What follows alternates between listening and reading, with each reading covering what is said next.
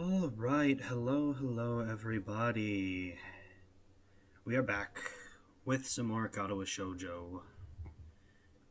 My window is off center. Oops, wrong thing. Center that up a little bit more. There we go. Yes. 16th. 16 streams of Katawa Shoujo this marks. That's kind of crazy.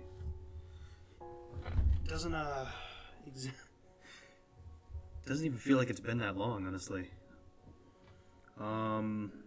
If my voice sounds a little bit different today, it's because I finally got fed up of stringing cords across my desk, and now I've just moved my microphone to the side that the cord is closest to. So,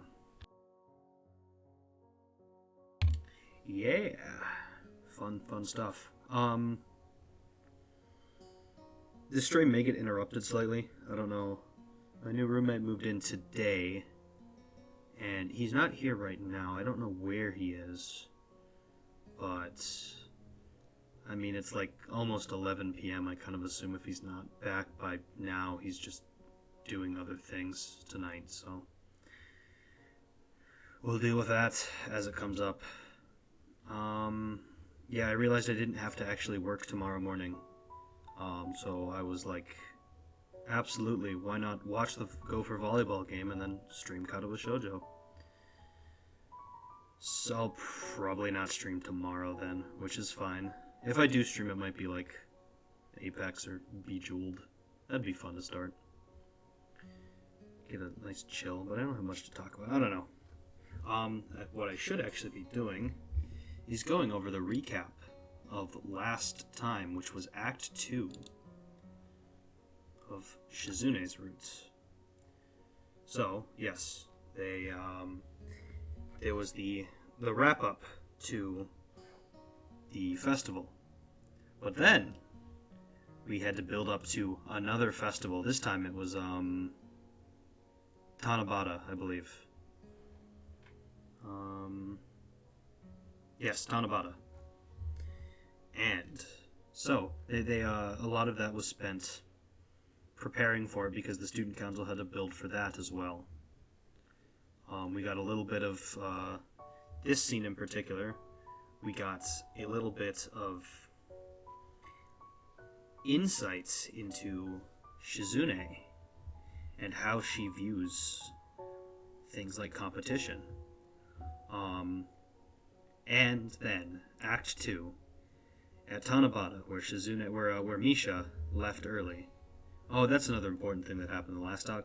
Hiseo can use sign language now and can understand most things that Shizune is saying. Oh, that's also... I don't know what. Thank you to both Apoctree, who followed last night's, and Haas00312 for the follows. Also, Joey083104, who followed during the Subnautica stream. That was really scuffed. But yes, at the culmination of Tanabata, with Hiseo and Shizune all by themselves, Hiseo finally asks Shizune to be his girlfriend. And now they're in a relationship. And that is what the Act 3 will be about. Without further ado, without dicking around, let's get into it.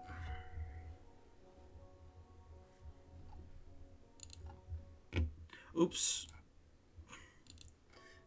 Load. Force feedback, the first scene of Act 3. The following days pass uneventfully and with surprising quickness. I find renewed motivation to learn sign language. It seems that I have a knack for learning sign, so it would be a waste to not do it, and falling behind would be even more unacceptable. Summer break is coming up. Even though I figured that student council work would see a drop-off proportional to how lethargic my classes are becoming, it doesn't happen that way. Every day I get swamped under increasingly meaningless work. Despite how much I want to, I don't have even a free second to talk to Shizune nowadays. Every time I look at her, her face is buried in some book of records or some stack of papers that needs to be checked over in triplicate. Today I woke up early to come to school before everyone else, hoping to catch Shizune. She has a habit of coming in first thing in the morning. to be more punctual than all the other students. Unfortunately, I think I'm earlier than her. Hearing the student council room door click closed to my right tells me that this isn't the case. I guess I got here just behind her.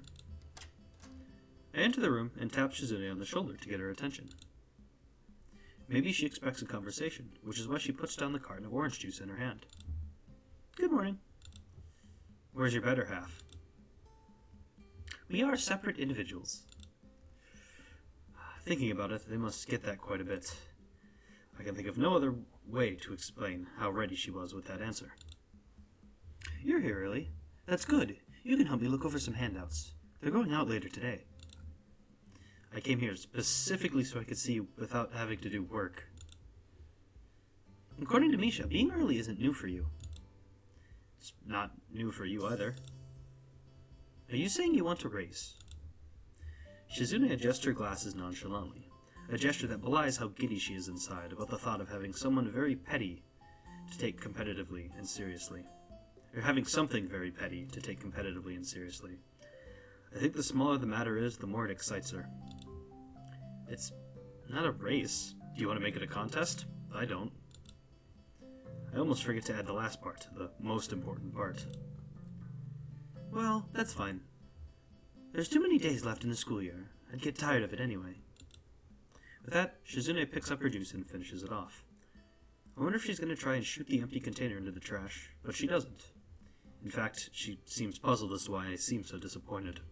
I'd better get to the point. I just wanted to talk. Our break is practically here, you know. And we should spend more time together anyway.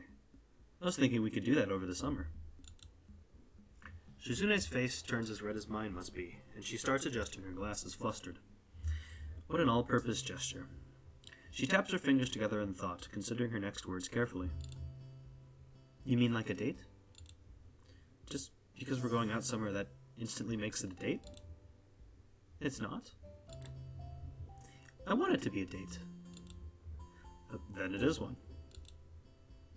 Shizune approvingly claps her hands once, before adding on to my statement. But not today. I'm going away for a week to visit my family. That's an oddly formal way of putting it, and for that reason, my interest is piqued. Maybe her family is the prim and proper, traditional kind, living in a giant old-timey mansion with a little stream and koi pond, where everyone wears kimonos all the time. It's a wild assumption, but it's fun to speculate sometimes. I wonder if Shizune puts on the appearance of being a calm and mature good daughter like Lily when she's with her family. I can't imagine it, but if there's even a possibility that it's true, then I must see it. Only a week? It must not be that far of a trip, then. Of course not. They're still in Japan, after all. Really? It isn't like you can come with me. Is that what you're trying to say? Why can't I? It isn't like you would enjoy it. You don't know that. It could be fun. I almost forgot. You didn't answer my question. Are you going alone, or is Misha going with you? Does your family know sign? Misha is coming along.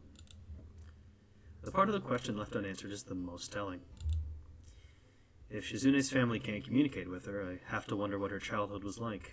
She probably read everything on that pad she carries around and still produces out of nowhere sometimes. Usually it's when neither Misha nor I are around.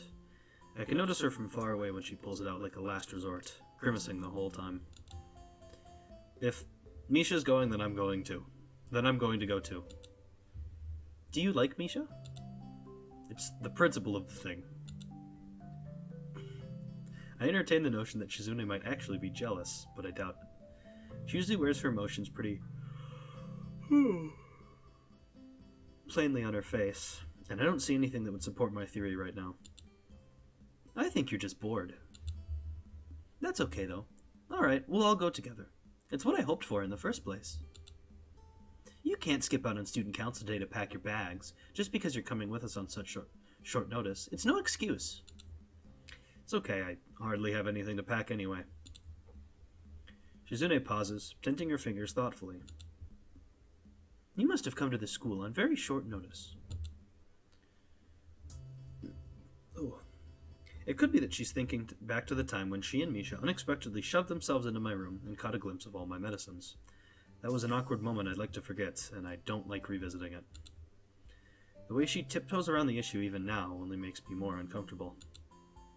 I did. It was kind of an on-the-spot decision. It worked out better than I expected, though. I hope Shizune won't pursue the matter, and to my relief, she doesn't. My home is in a particularly beautiful part of Saitama. We'll be leaving early in the morning, so be ready. Let's talk about it more later, okay? For now, those handouts won't look over themselves, and you're gonna help me. And Shizune dives into her work, pulling me along with her. I think that she seems almost, but not quite, excited to go.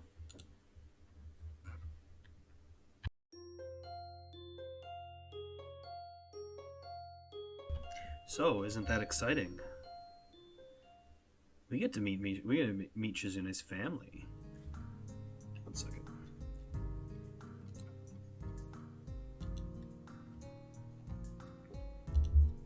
Oh my god. Guys, I think I just realized this is like the best scene ever coming up. I think we're gonna get like my favorite character CG in the entire game. Not a full image CG, but just the character. When Shizune and Misha arrive early the next morning to pick me up, they're dressed in something other than the school uniform I've grown used to seeing them in. Ooh, that looks nice. This is not it, though. It makes sense, since we're on holiday, but it's still jarring. Shizune's dress is sharp and fashionable, almost too much for a quiet place like Yamaku. Thinking back to what she wore at the Tanabata festival, I'm starting to notice a trend with her. All of her clothes are very tasteful and mature, very well thought out. So then, I wonder why she herself is so immature.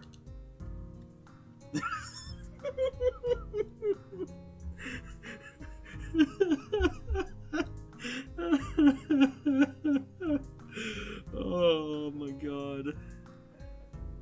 I love... This is so fun.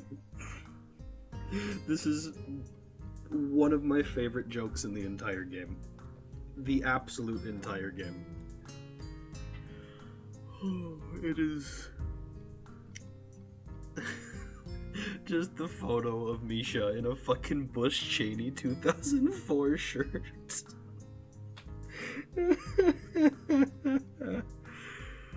Oh, I love it so much. Well, at least Misha's clothes reflect her inner self on the outside. You're bringing so little. I said I would. I said there wasn't much to pack. Shizune pouts and rocks her own rather large collection of luggage with her foot, as if embarrassed.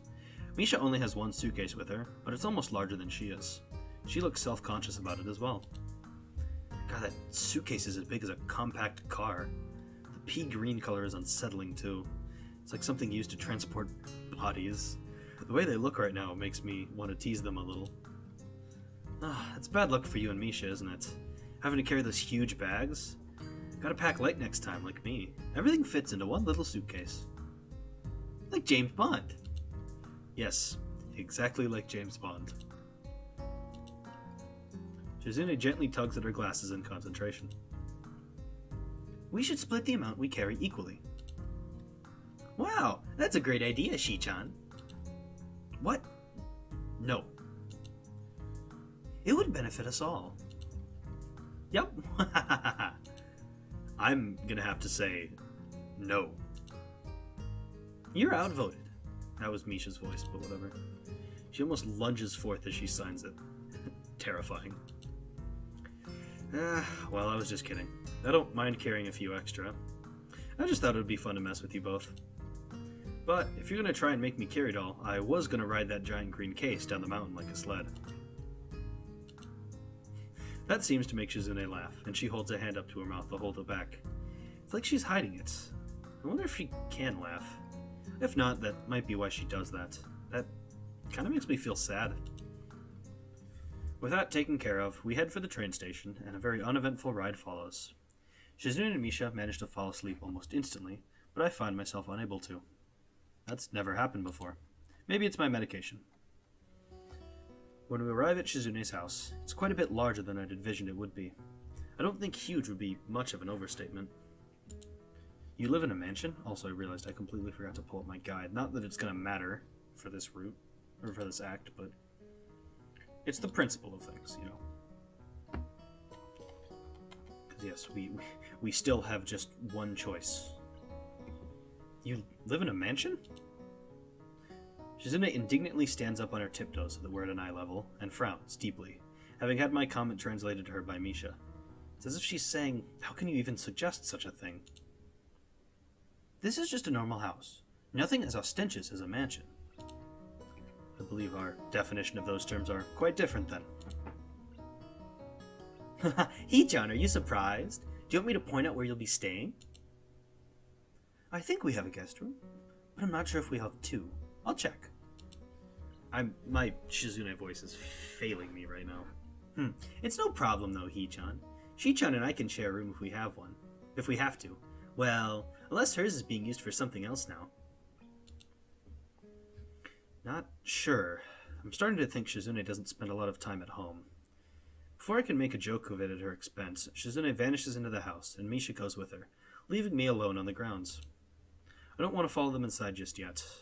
I put my bag down by the front door and take the opportunity to look around the grounds, just making a quick lap around the house.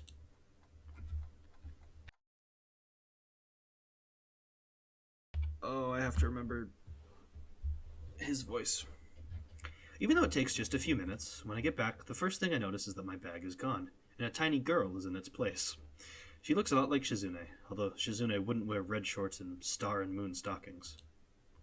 Hi, are you Shizune's little sister or something? No, I'm her little brother. My name is Hideki. It's nice to meet you. The voice that responds is straightforward, monotone, and definitely male. I feel embarrassed to the point that I could almost turn around and leave right now, if I could remember my way back to the train. Are you the second person that my sister brought with her? Brought with her? I'm not luggage. And anyway, I'm Hiseo. Did you take my bag? Yes, it is my right to keep anything I find on my property. No, it's not. That's not how it works at all. I guess even particularly well-spoken little kids believe in the law of finders keepers. Even though I call him little, he doesn't seem that much younger, now that I think about it. Maybe 2 or 3 years younger at most. I gave it to Shizune. It's inside. Are you on the student council? Yeah, how did you know? Does she bring it up often? I almost said, does she talk about it often? That could have been bad. Yes, all the time. Do you get along with her? Get along? That's a weird question. I wouldn't be on the student council if I couldn't get along with her. What about you? Do you two get along well? Even though he has a monotone voice, his face is as expressive as Shizune's, and belies how he really feels. It must run in the family. Looks like he isn't happy about my question, for whatever reason. I'm sorry. I was only asking because you both act so much alike. I don't know why, but it feels like he's teasing me. Unfortunately, it works. I don't like being compared to Shizune. You're a lot more like Shizune, but that's to be expected. I mistook you for her little sister, even. Isao, shut up. If you don't want people to make that mistake, you should dress more appropriately. I don't understand. My clothes are perfectly seasonal. What's with the stockings? They're cool. You act like my sister. Eventually people will start mistaking you for her. I guess my comment hit him harder than I thought. That would explain this attempt at turning it around. I hate being compared to other people. Shizune doesn't like it when she's compared to others either. I'd thought that Hideki was a little more mature than Shizune, but they have the same competitive streak and inclination to provoke people. I wonder if he's like this because of Shizune, or if it's the other way around. And neither do you, right? Okay, I get it. Shouldn't be so petty. Especially to little kids. Hideki seems to accept this as an acknowledgement of defeat, which is something that I feel like I can't let go. Nevertheless, I'll just have to let it go while I have the chance. I can hear Misha's laughter bouncing through the halls the moment I step through the door to the house, and followed into what I would guess is the living room. It holds more people than I'd expected. That's a lot of... Voice acting skills don't fail me now.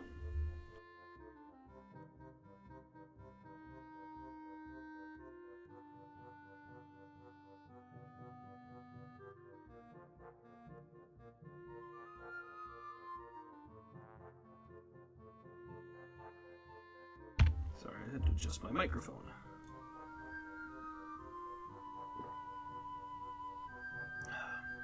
Among them, I spot a distinctive and familiar blonde ponytail. I'm more confused by why Lily is here than surprised. Shizune seems just as surprised. Lily doesn't look ecstatic about this chance meeting either. Sitting next to Lily is a tall, androgynous-looking woman in a sharp suit. I like to assume that it's her older sister, but I don't want to risk it. I didn't expect that you'd arrive so early. First I think she's talking to me, but it turns out she's referring to Shizune. I don't think Lily even notices my presence. I've clearly walked in on them mid-conversation, and it looks like with her focus on Shizune, she couldn't hear me. I should have rearranged my entire schedule for you. Shi-chan says I should have rearranged my schedule just for you. That would have been nice, but I would not expect you to do such a thing. Oh, hi, Hee-chan. You're finally here. Yeah, hello, Lily. Oh, Hiseo, this is quite a surprise. Akira, this is Hiseo, a schoolmate. Hiseo, this is Akira, my sister. Yo. She holds up her hand in a brief and quite casual gesture of greeting. So she is the older sister after all. I hope we're not messing up any of your plans. If we're only going to be here one more day, Lily and I thought she may as well come with me. Akira turns to me, like she feels compelled to explain. I'm grateful for that. I suppose my position here would be best described as a babysitter.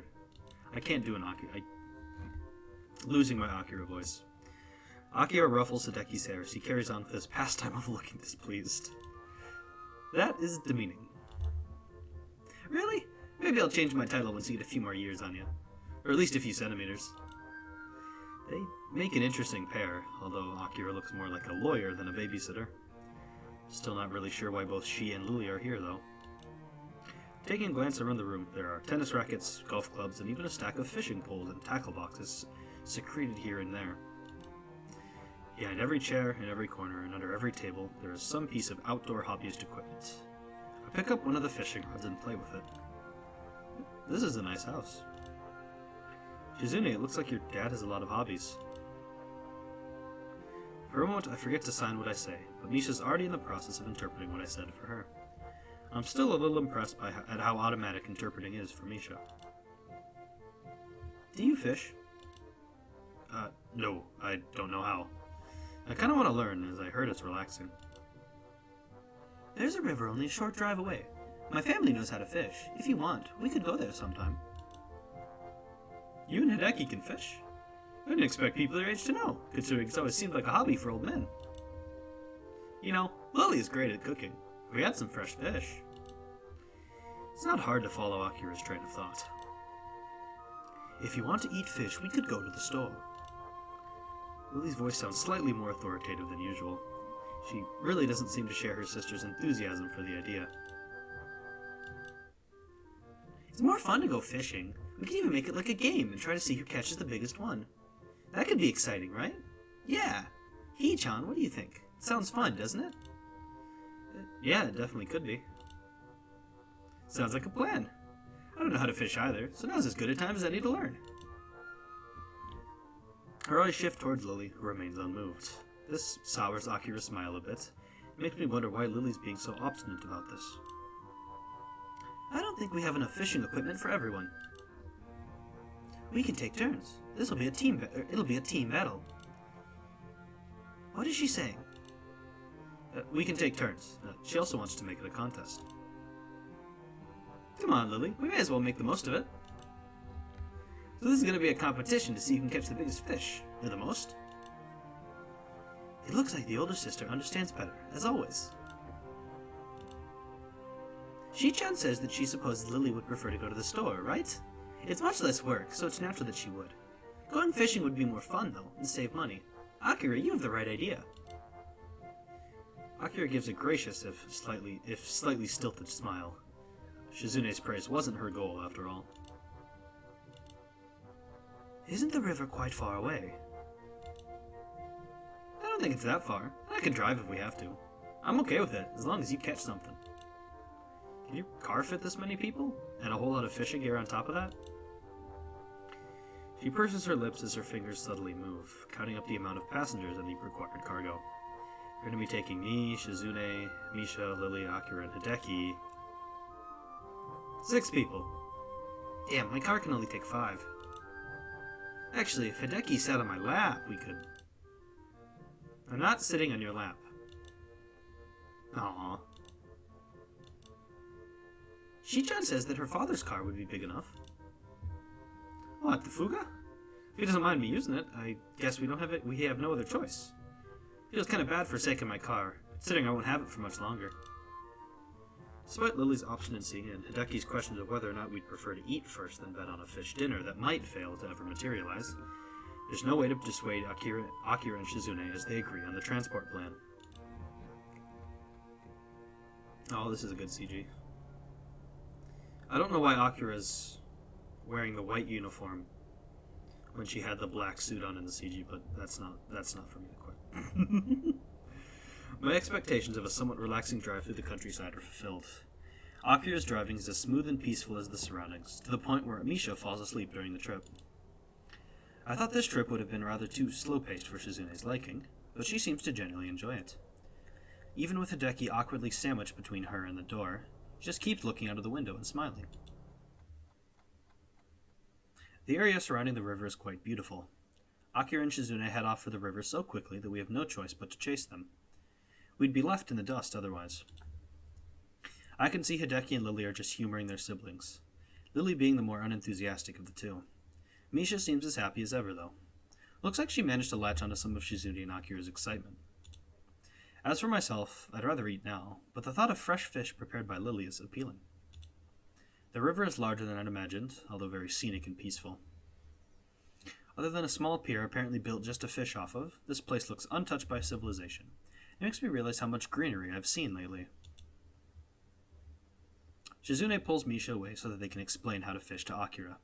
Lily and Hideki are talking between themselves, so I decide to join the enthusiastic trio.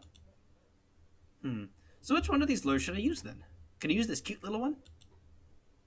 Wait, this is a contest. We need to pick teams first. Shichan and I will be on one team, of course. Hichan, you're going to be on our team too, won't you? We can be the student council team. Okay. Alright then. That makes me, Hideki, and Lily on the other team. Lily, what should we call ourselves? I don't see why it matters. Team no enthusiasm it is. Yet again, Akira's best efforts are rebuffed. Shizune and Misha, on the other hand, have no lack of enthusiasm whatsoever. Hiseo, you can be our point man. Please try hard to catch as many, or the biggest fish possible. Why, me? No one's even taught me how to fish yet. We can do that now.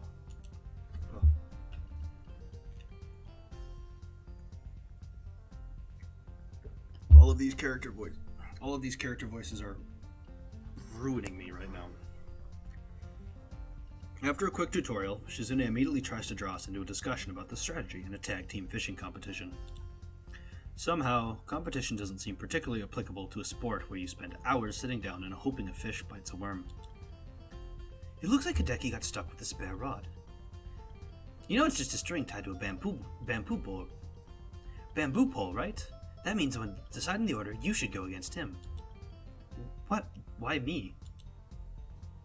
You have the least experience here, Hichan. Yeah, so who's the best here? Shizune? Hideki is your brother. He's probably just as good. He fishes all the time. He probably fishes all the time since he lives closer to a lake. He might even be better. Watching you three makes my head hurt. You know, I'm only hearing 2/3 of a conversation, right? What's this about? Picking our lineup. Akira makes a troubled face. She's getting impatient, which probably isn't too unreasonable. If you're impatient, that only makes me more excited. Now I want to play for higher stakes. What's she saying? She wants to play for higher stakes. I wouldn't be too hasty. We have beginner's luck twice over on our side after all. The only way you'll be able to beat that is by catching a whole ocean. This is a fresh body of water, you marine biologist. A weird insult, delivered with unblinking and innocent good cheer. Akira doesn't seem bothered. She laughs it off, and Shizune looks like her usual mischievous self again. I'm glad they get along. So, are we gonna pick teams, or what? I'm getting kinda hungry. Hiso, Misha, and I are on one team, and Lily, Hideki, and you are on the other, aren't you? I suppose that's the most obvious arrangement. Wouldn't mixing it up be a little more fun, though, eh? You don't want to fish with your own sister? Well, neither of us know how to fish, so putting both of us on the same team is kinda... well, it sounds like I've heard something kind of dangerous. I try to change the subject before Shizune can turn that incredulous look on her face into anything more. So I guess you and Shizune know each other? Sure do. We go way back. Akira throws a knowing grin at Shizune. It's not until Misha's finished translating what she said that Shizune gains a troubled face. Akira sure is different from Lily. Aside from how they look, she's much more informal and laid back. I expected Lily's family to be all proper and formal like her, so this is a surprise. But I feel like she's easy to talk to. As much as I like talking about catching fish, we should probably actually do it sometime. Would you suggest that there be a lineup, like in baseball? Or should it be an everywhere at once or tag battle style? Can everyone sit where they want, or do teams have to stick together? Do we call where we fish? What fish sizes will we be counting? Seeing Akira groan after Misha dutifully transmits for her, Shizune rubs her glasses, laughing silently. Never mind, let's just fish then. It can be an individual contest. Again, I don't know what's happening with Akira's outfits. I sit down, ready to fish, although I'm not feeling very confident. Everyone else is already sitting, except Akira, who takes a seat next to me and throws her line out after taking off her suit jacket and rolling up her sleeves. I guess that makes sense. Misha and Hideki end up sitting on the shore and fishing together, as there's not enough room up on the pier for everyone. Truth be told, I'd rather be sitting next to Shizune, but Akira seems approachable enough. Careful there, you're a little close. Don't tangle our lines, okay? So, you've never fished before? No, but I've seen a bit of it on TV. I always wanted to catch one of those big fish with a sword for its face. Marlin, I think. If I recall correctly, those are from the ocean. They are saltwater fish. I know that. Why is everyone acting like I don't know the difference between freshwater and saltwater fish? If you aren't careful, you'll scare off the fish, saltwater or not. Akira's voice is somewhat loud between her attempts to both egg on Shizune and keep Lily entertained, so she may have a point.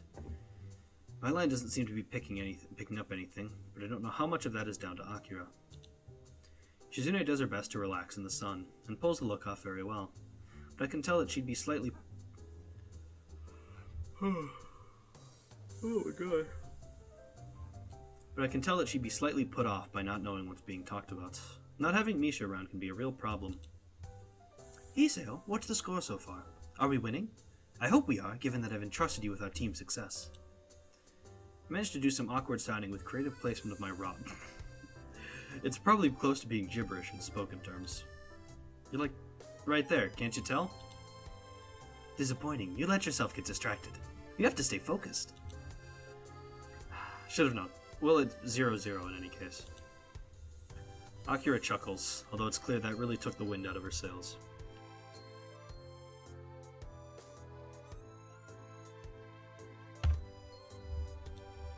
Is it just numbers now, or are we keeping track of size, too? Both. Grading matters. Who's going to be grading them? Are you a certified fish judge? Shizune shakes her head to signify that she isn't. Well, it doesn't seem that would be very hard. Tell Misha to stop flailing her hands around like that. It's scaring all the fish away. And ask Hideki why he hasn't even bothered to cast yet. I look over to the two and yell what Shizune said to them. Shi-chan, I think he's upset that he's stuck with the backup rod. Since Misha is largely unable to sign anything coherently right now, she only gets a puzzled look from Shizune for a reply. Shizune just sighs after I translate it for her. Hey, even if you're depressed about it, you gotta try. You can catch the big one for all you know, but you won't catch anything unless you do. I feel at least half of her encouragement is because if Hideki does catch the big one, she wants to be there to eat it. And having 6 people fishing just leads to better chances of catching something than having 5. The constant awkward shuffling I have to do to communicate with Shizune, not to mention her increasing fidgeting, makes me think it might be good to give her a go at fishing. Hey, guys, can we switch over now? Sure. Lily? No, please. I have no idea how to fish. I sign what they say, given that I seem to have taken Misha's place as Shizune's interpreter right now. How magnanimous of you, Lily. Oh boy, here we go. I don't bother translating what she says for fear of sparking another fight. Shizune says you should at least try. It might even turn out to be fun.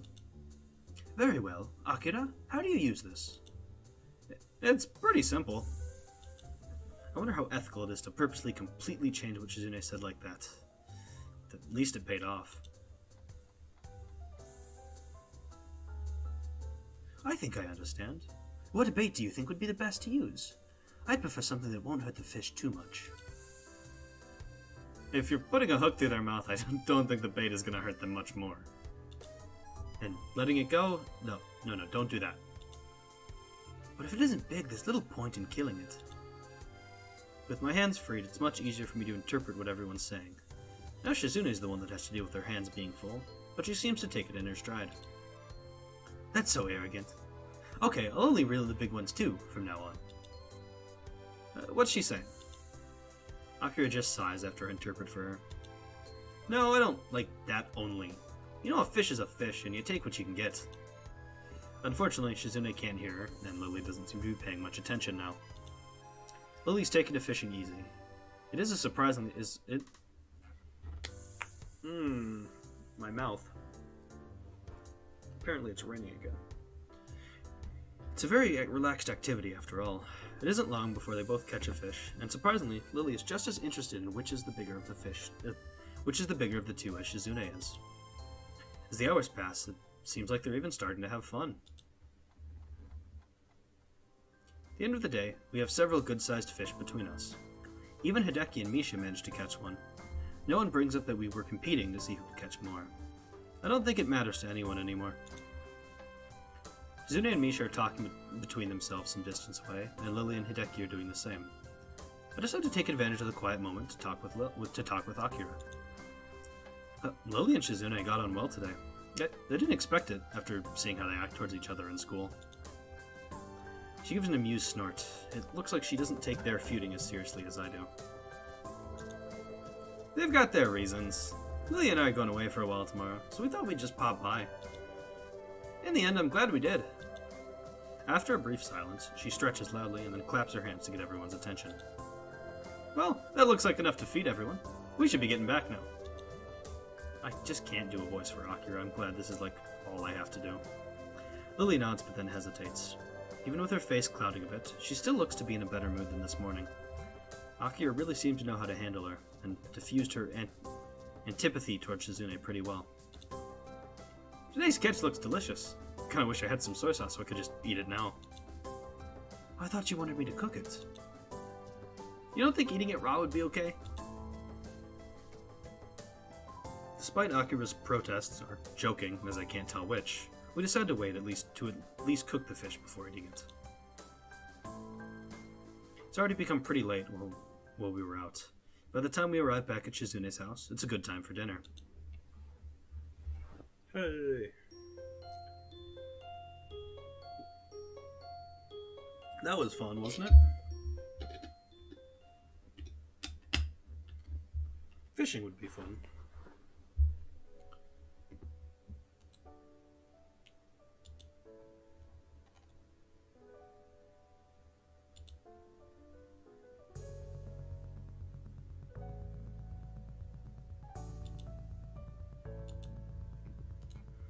Some of my pills spilled out all over the bottom of my bag, which I didn't realize until minutes before I was set to go to bed last night. I spent quite a bit of time scraping them out of my luggage. By the time I get up, I'm already starting the day with a migraine from a combination of trouble falling asleep and waking up late. When I step into the living room, Hideki is there finishing up his breakfast. His fork raised midway to his mouth, he seems unsure whether he should continue eating or greet me. Maybe I should back out of the room. Good morning. Morning. What do you think we should have for breakfast? We? Aren't you eating breakfast right now? Yes, everyone else ate already. Despite that, he repeats his question again. He's just trying to be nice. It's an odd way to show it, but I appreciate it nonetheless. I am feeling pretty hungry. I try to make some conversation with him while I'm getting my breakfast, to fill in the silence. That fishing trip yesterday was fun. Do the Hakamichis and Satois often get together like that? Not really. I see. I don't really. There's a brief pause before Hideki deigns to fill me in a little more. Family issues. Our father is a brother-in-law and do not like each other. Hearing that gives me plenty to think about. It puts the way Shizune and Lily deal with each other into context. Makes me even more wary of getting involved. Family issues can be troublesome. Hideki simply nods as I sit at the table with my breakfast. I wish you were a little easier to converse with. While I'm eating, I notice that the house seems oddly quiet for a place with Misha in it. If Shizune and Misha ate breakfast already, it can't be because they're asleep. I ask Hideki where they are. Shizune and Misha left to run some errands for her dad. The local business people love dealing with Misha, so he insisted. Well, she's got a nice and cheerful personality. I can see why they would. Maybe you should start taking a lesson from her. You could increase your business connections. Are you serious? He sounds serious. I don't know what kind of business connections a little kid could need. Maybe he wants to have the best bake sale fundraiser ever. It's a shame I'll eventually have to leave here and won't be around to see whatever he's planning. I wonder what kind of person Shizune's dad is again, other than relatively outdoorsy. What I know so far is he asks his business partners and friends of his daughters to do favors for him. I'm assuming he's extremely shy or extremely lazy. Maybe it's a rude call to make so early, but it would certainly explain a large chunk of Shizune's personality. Do you want to go anywhere? Not really. Why, do you? I thought there might be somewhere you'd want to go. You don't want to do some sightseeing? Or eat at a specific restaurant? I don't know, I've never been here before. I see. I was just about to ask him what Shizune was like when she was younger, but he's managed to sidetrack me with just one question. This appears to be as awkward a conversation for him as it is for me. You're sure eager to please today. Why are you being so nice? Are you showing your secret nice side now that your sister isn't around? You're sort of right. Shizune wanted me to keep you company today. I don't want to trouble him and try to make him see that, but Hideki is as stubborn as his sister and feels as if this is his duty. He also seems to be earnestly trying to be nice. Quickly, I start to realize that Hideki's idea of fun is fishing, collecting cameras, and making esoteric puns. Fishing is fun, but it's something I'd rather do than discuss. Same goes for cameras. I'd rather handle them than collect them. This is something Hideki picks up on himself. Are you bored? I'm not bored at all. I almost yawn the words, so Hideki ignores them entirely. You are bored. Shizune said to be entertaining, and I don't think I know how to do that. I am entertained.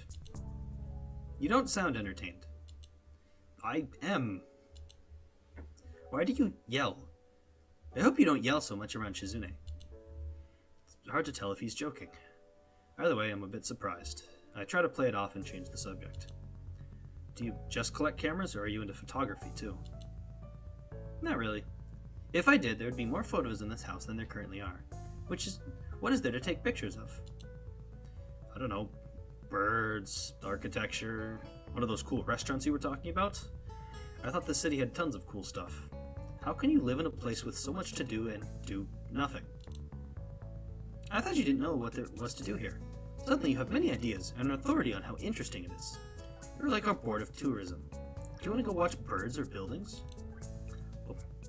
Okay, no need to get so mad. I'm not mad. I just think that if you feel that strongly about it, then we should go to an amusement park. Why? So that you can be amused. It'll be fun. Will he have the same flat, unfun expression on his face while we're riding roller coasters and drop towers? It would sure bring the fun levels down. The thought does not convince me that it's worth the trip. I don't know, it's always sounded to me like going to an amusement park meant you spend more time waiting in lines than actually doing stuff. I have to go earlier than this just to skip the lines. Have you ever been to one?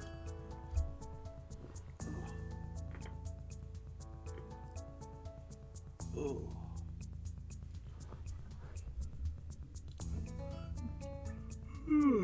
I'm sorry, I am a mess. No, but it seems like that's what that is what it's like.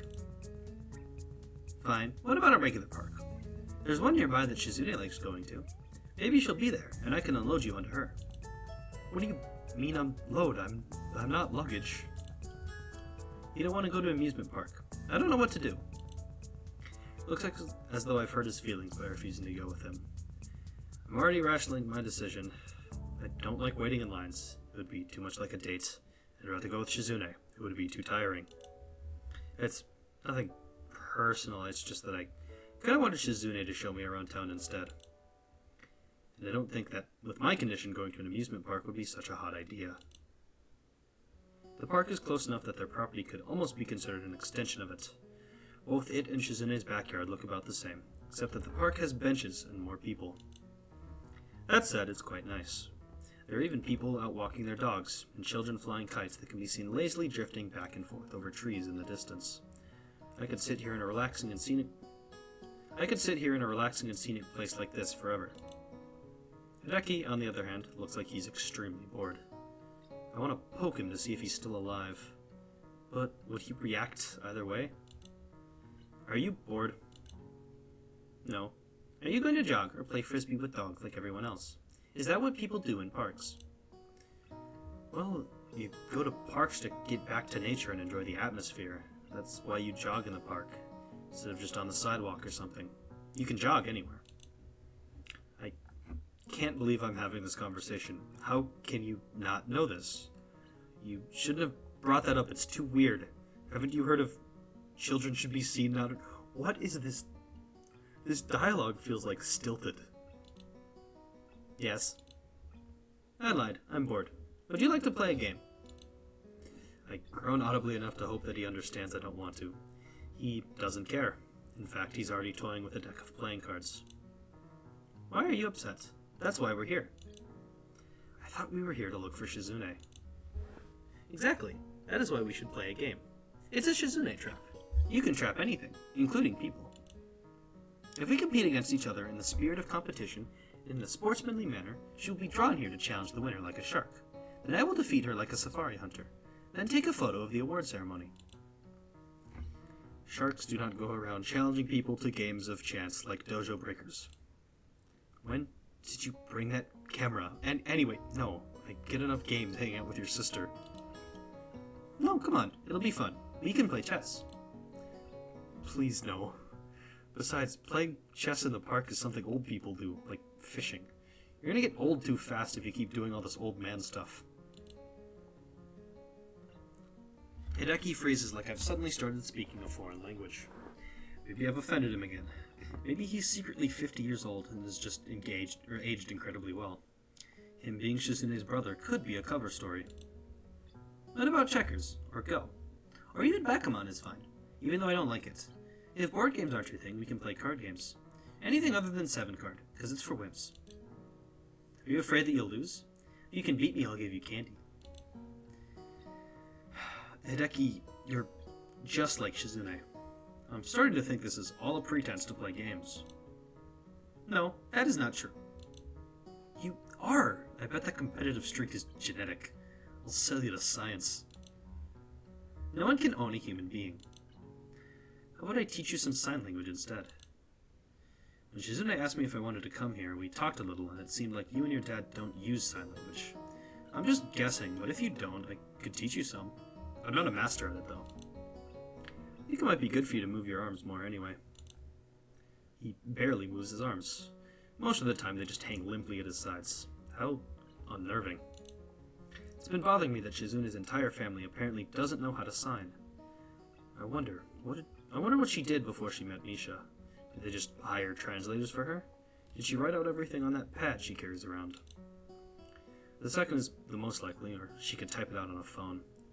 That would explain why she dislikes using the pad so much. Sad as it is, I can sort of see why Hideki or her dad might not have bothered to learn sign language. I need more water.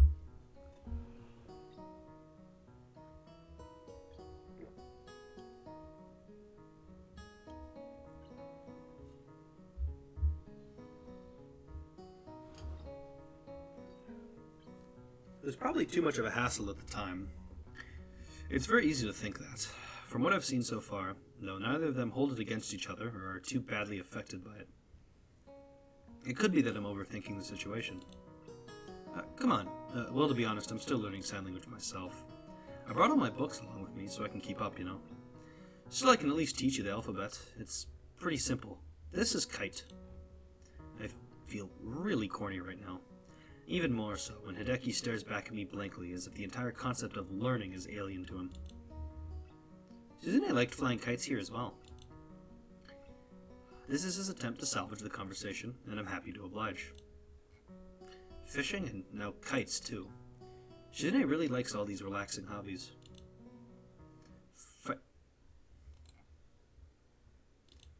Fighter kites, actually, about Shizune. Hideki freezes as Misha appears behind him and puts her hands over his eyes. Hi, guess who? He seemed to finally be loosening up, too. Hi, Misha. Is Shizune with you? Hee-chan, no spoilers. Don't spoil it, don't ruin the surprise, okay? Misha. Bingo, that's right. But it was too easy somehow. I don't know what she means by somehow. Too many people can tell it's me. I want to surprise someone. I thought for sure that Hideki would be fooled. Why weren't you, You are the only person who does that. You and kidnappers. Really? Why do you laugh? Are you giving Hiseo trouble? I thought you'd take him somewhere more exciting than the park. It isn't even that far from home. You're so lazy. Hideki, are you giving Hee-chan trouble? You should have taken him somewhere more exciting. The park is too close to home. Shi-chan says you're lazy. He wanted to come here. Why are you so argumentative? I'm losing the voice for him, too. He wanted to come here. Why are you so argumentative? I have to keep my little brother in line. What did she say? You must be kept in line. Really? They're ready to go at each other's throats this quickly. On one hand, I've heard that siblings fighting so much isn't uncommon, and the fact that they fight at all proves there has to be some level of communication going on. So it's nice they get along. They argue all the way back home. Misha translates for Shizune, and I for Hideki. So it looks more like we're the ones arguing instead, except not really. Nobody could listen to Misha and believe that. The day got entertaining in the end, at least. Doom, doom, doom.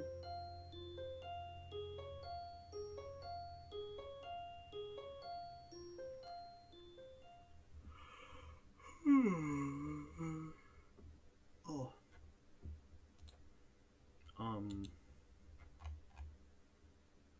Use mention distinction. I'm not understanding these act names now.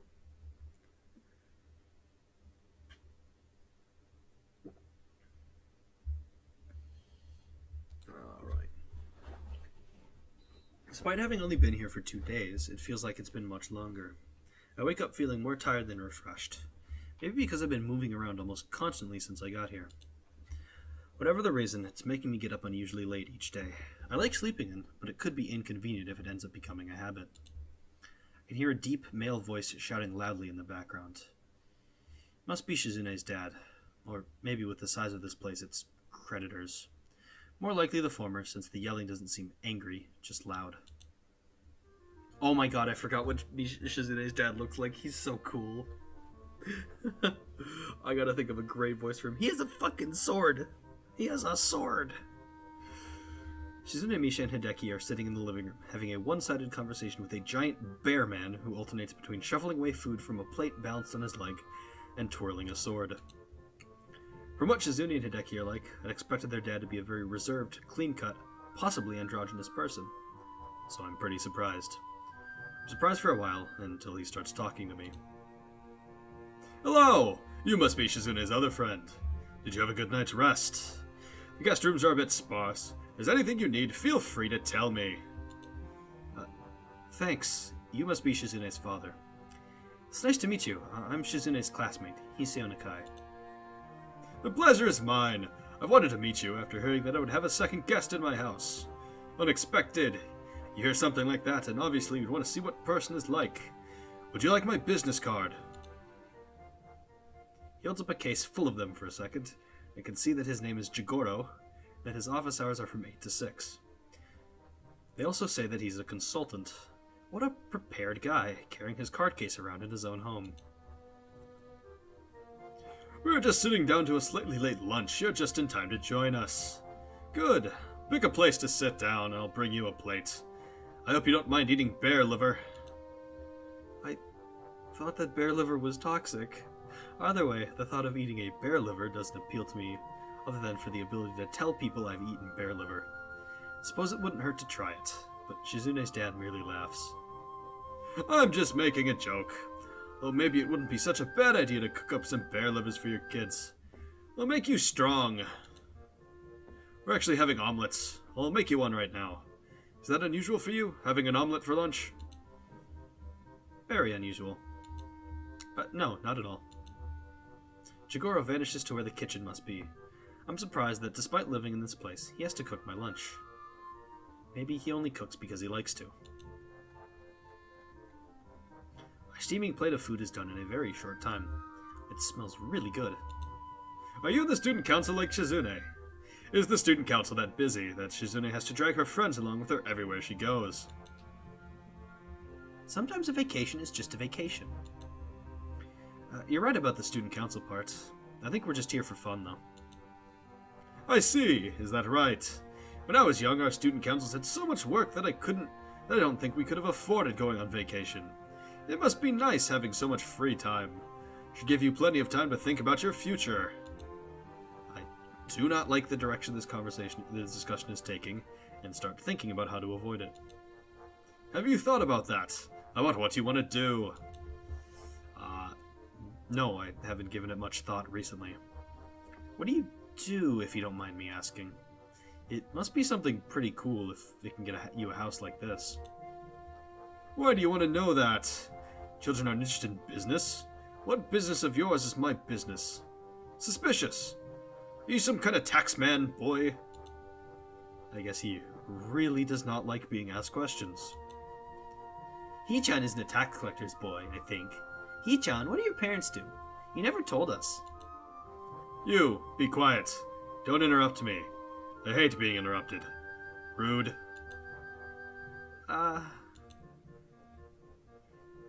Shizune doesn't look too happy with this turn of events. Even with Misha unable to assign to her what's going on, she can read the mood easily. Her glare becomes more smoldering as Jigoro continues to rant. One more thing. My fishing equipment.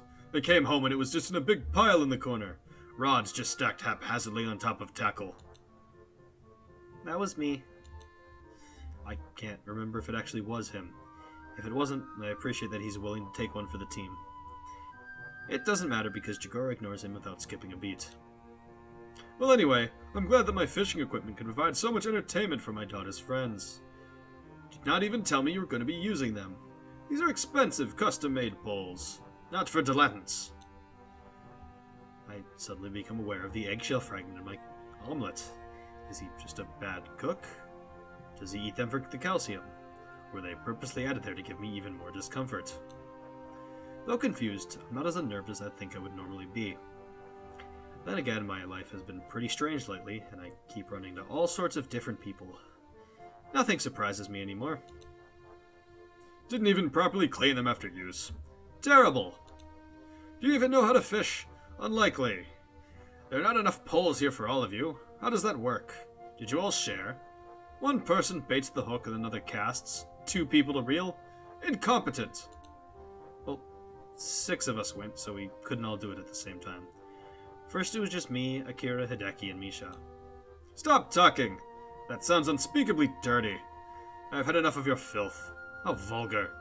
Make sure that your statements are not so embarrassingly and carelessly worded next time. What? What?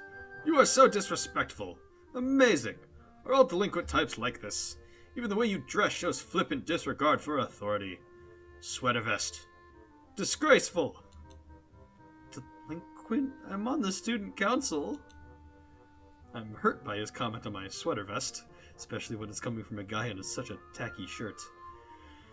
I Guess I can't really say anything, though. He has a sword. He might also kill bears. Misha loudly puts her plate down on the table. That was delicious. Shichan and I are done now. Hichan, you are too, right? We should get going. What a simple yet effective exit strategy. I barely have the time to put down my plate before they pull me up and out of there, and finally outside. Unbelievable. It's like I'm watching an interrogation.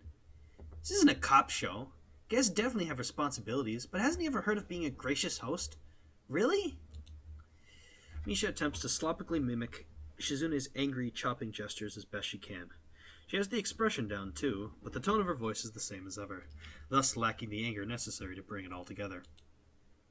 Wahaha, don't take it too hard, Shichan. Shichan's dad does this to everyone. I think it's like a joke. That was the most aggressive joke possible. Also not all convinced it was a joke, considering this hastily staged retreat. But this isn't a good moment to discuss how Shizune's father might be a jerk. Hichan, let's go shopping. You haven't been to town yet, have you? It'll be fun. We can see the sights and go to an amusement park and maybe eat at a good restaurant. We just had lunch. Even though I didn't eat much. It's okay. In that case, we just have to make sure that today is so busy that by the time we're done, it'll be time for dinner. It works out perfectly. Come on, Hichan. They immediately flank me and hook my arms with theirs. Shizune taking one arm and Misha taking the other. At first, we almost trip over each other. Shizune walks at a very brisk pace, and Misha has an unusually bouncy way of moving around. We get the hang of it soon enough, and I notice we're going to town by cutting through the park. It doesn't seem efficient, so I'm guessing this is the scenic route. Walking this way hinders how we can communicate with each other significantly. I can't talk to Shizune at all. Shizune and Misha are down to one-handed gestures only. It feels nice though, so I don't mind too much. When I make a crack about it to Misha, she responds with mild confusion. Really, Hichan? If you want Shichan's attention, you can tell me, and then I can tap her on the shoulder for you. You could just let me go and I'll do it myself. How are you gonna tap her on the shoulder from over here? Like this. She suddenly stops in her tracks roughly and tries to reach behind her back and across my shoulders to get Shizune's attention. She succeeds, but only because when Misha stopped, I had to as well or we'd all fall over. Obviously, Shizune had to jerk to a halt too. The sight makes Misha let out one of her characteristic laughs, which shakes us around more, and Shizune starts flailing her free hand to get her to stop, which only causes her to laugh harder. It's pretty funny to watch her getting so flustered, and I start laughing too.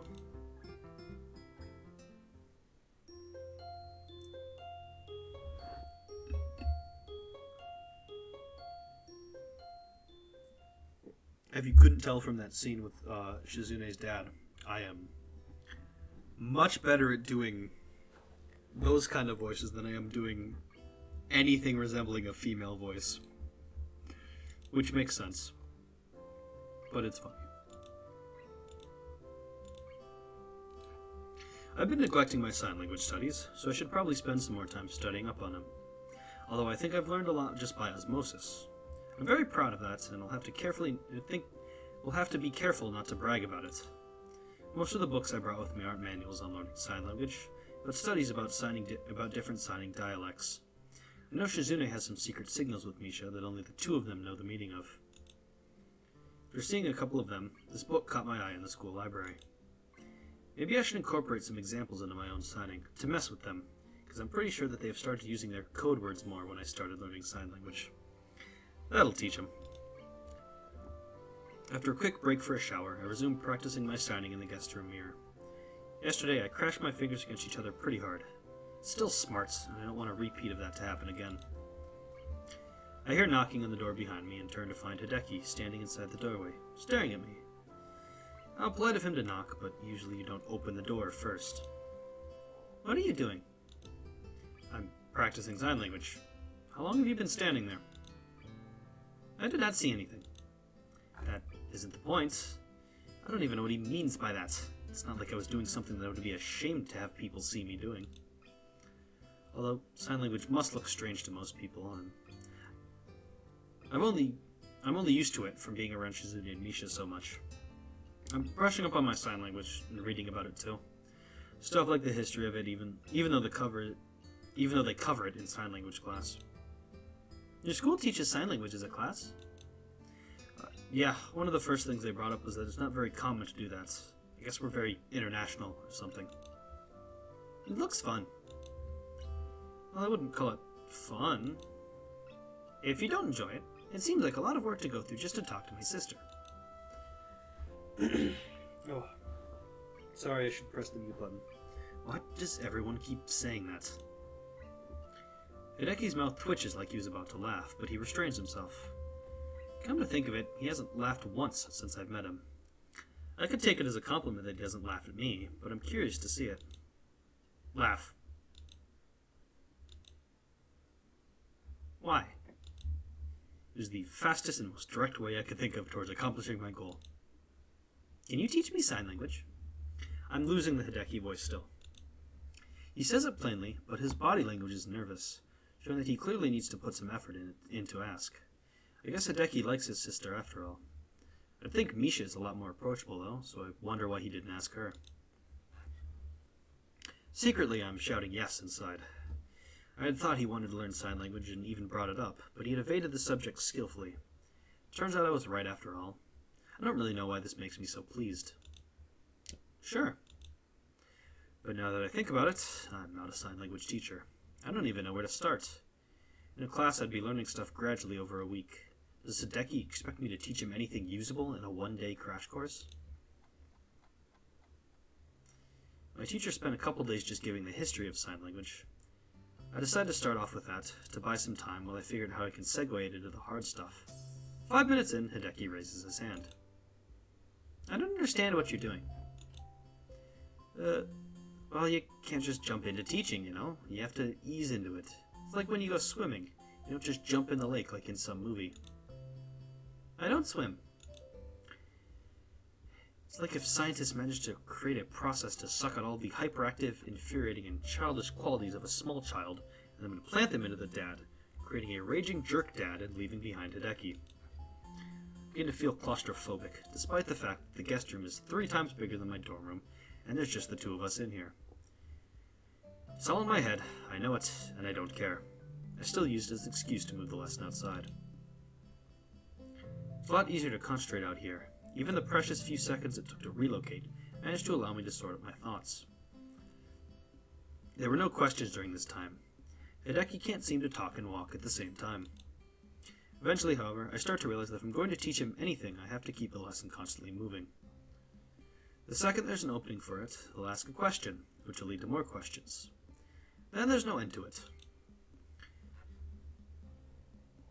The second time he asked me why a certain hand motion means what it does, and I have to reach deep into my memory to look for etymology I don't know about a gesture I only knew about a month longer than him, I start looking for an out. Hideki, let's take a break. Okay. What is your school like? This kid is like a little reporter, but it makes sense for someone his age to be curious, and this is one question I don't mind. What's it like? I never really thought about it. It's on top of this mountain, so it feels kind of isolated and lonely up there sometimes, even though that's also why it has a pretty great view.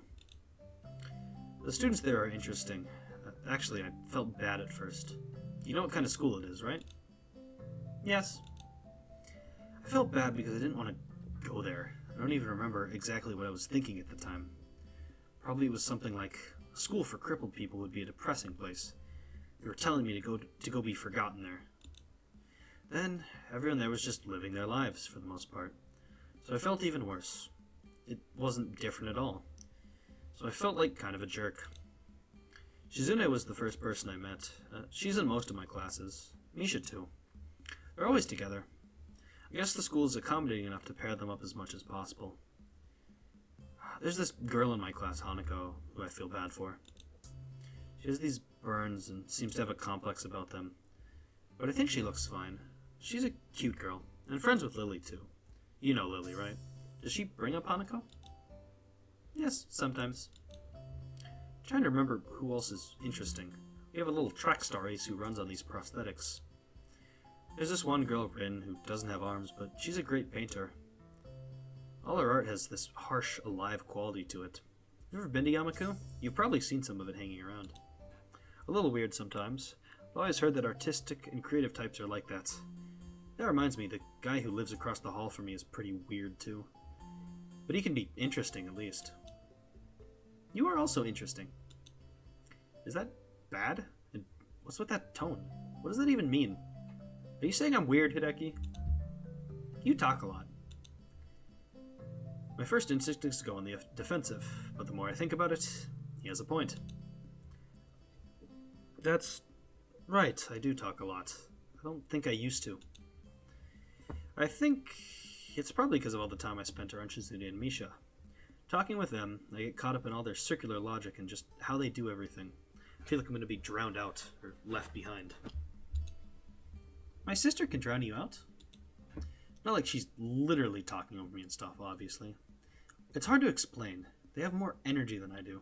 It's like an aggressiveness. I don't feel like I have to match it, but I want to. I think maybe your sister has that effect on people. I need more water.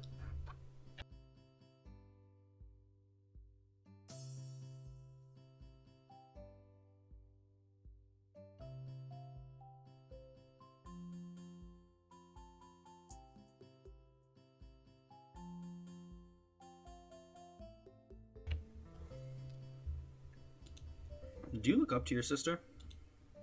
He stares at me blankly, tense and confused as to how to react to the question. I will be better than Shizune. Better at what? At everything. Like what? I can do magic tricks. You mean like telling people you've got their nose, or well, like the kind of magic where you pull a rabbit out of your ass? He doesn't look happy. Someday I will see Hideki laugh. I might just try tickling him if I have to.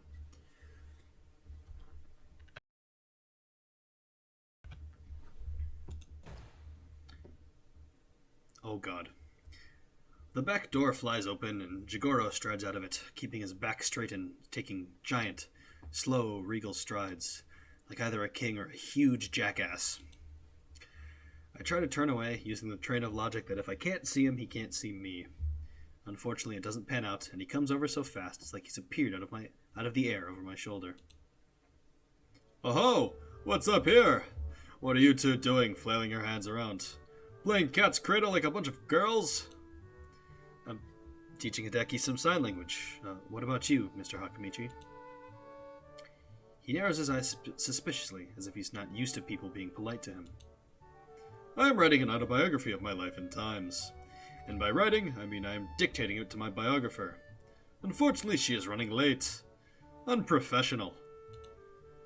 Perhaps you should read it when it is published later this year. I can put you on the waiting list.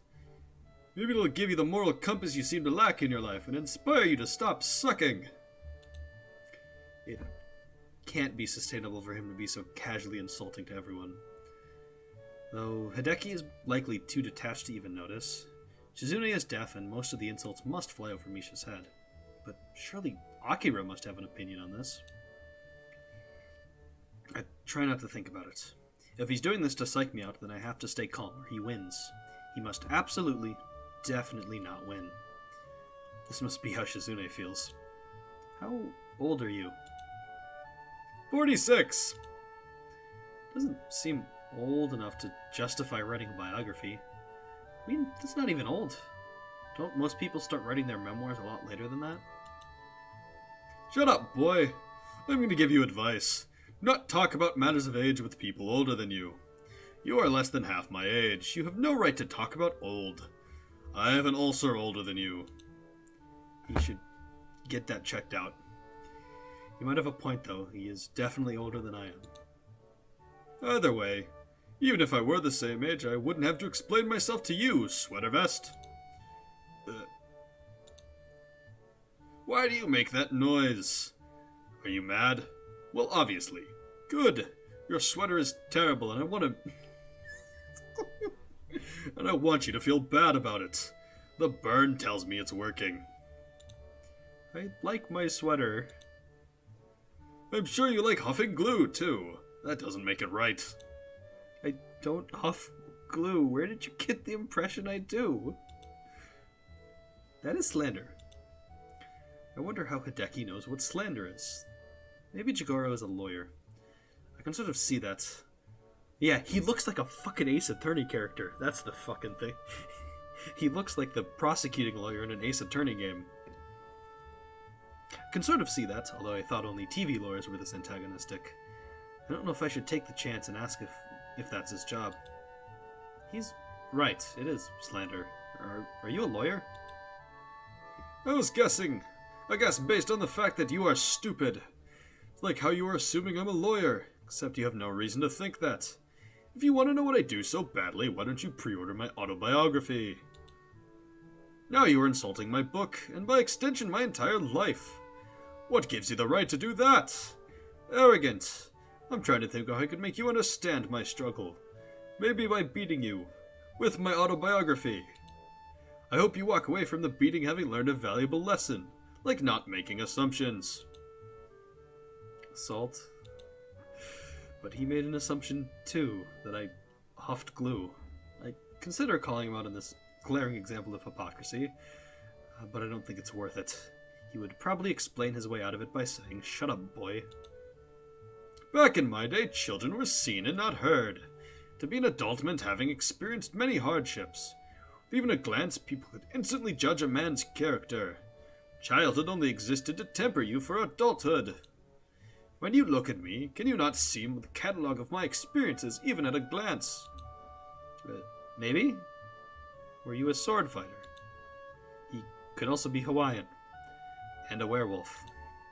Wait, didn't you tell me not to make assumptions? And you just asked me to assume stuff, and you're saying everyone when you were my age did it, and that had to be in like the 80s. That wasn't even that long ago. I'm ready to give him a piece of my mind for talking like he had to walk 15 miles in the snow to ride a coal train. He had to shovel coal into himself before climbing up a mountain while fighting ogres to get to school.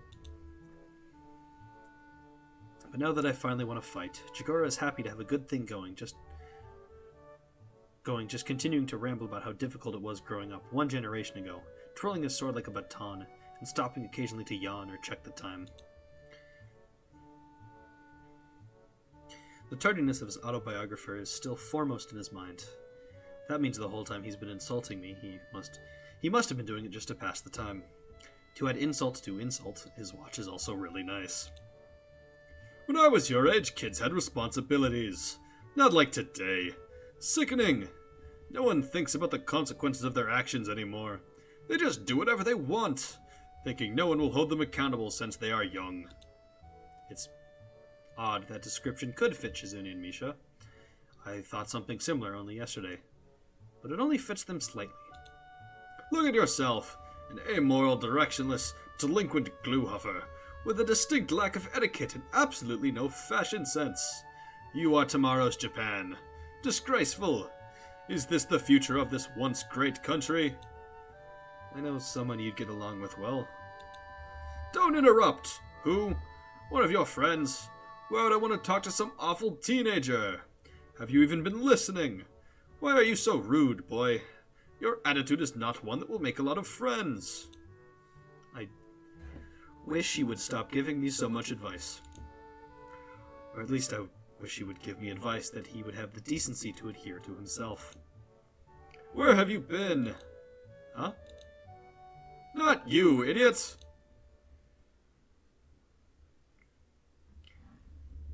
You see, we have the joke. He can be mean to us all he wants, but we're still gonna fuck his daughter.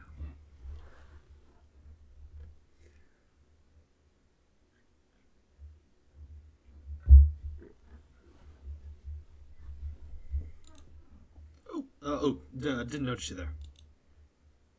Shizune smiles and gives a short wave. Her arrival made Jigoro stop talking, so I'm already happy to see her for that reason alone. Misha and I decided to go into town again, Hiseo. I noticed you were looking at clothes yesterday in the store window, and I thought I would go back and buy some of them for you. It was supposed to be a surprise, though. She looks annoyed that the surprise is ruined, even though she ruined it herself. Here you go. Thanks. Misha wanted to cut her hair. I told her not to, but she said it was too hot for the summer. Yeah? I don't know. That makes a lot of sense to me.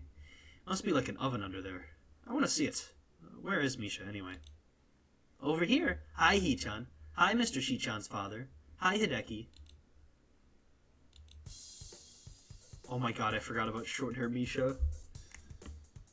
Honestly, is pretty blessed. Misha runs around us once in a wide circle before stopping next to Shizune. For the first time, she hasn't put her hands over my eyes, though now I see she has bags of her own to carry.